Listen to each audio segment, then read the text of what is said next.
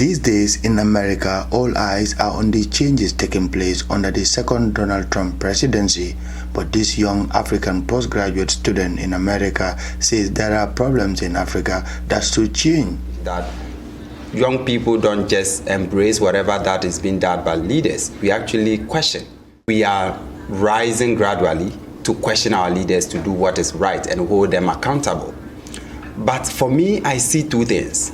That yes, if you look at African continent as it is now, and if you look at the political leaders, most of them, if not all, had their education outside, which is something that is very unique.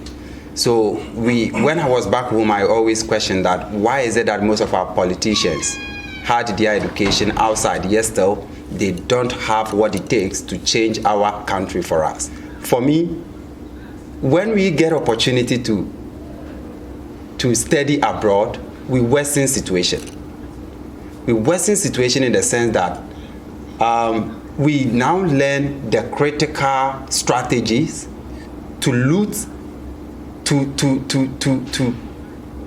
how do I put it? It's like strategy. We get exposed to strong academic strategies that we end up using it wrongly.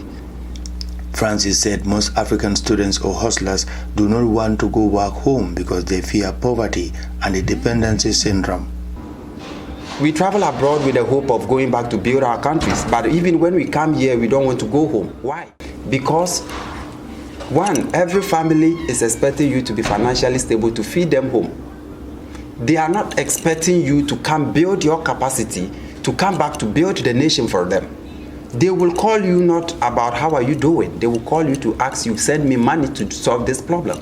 Your mother, your uncle, your sister is dead, someone is sick. They are always asking for money.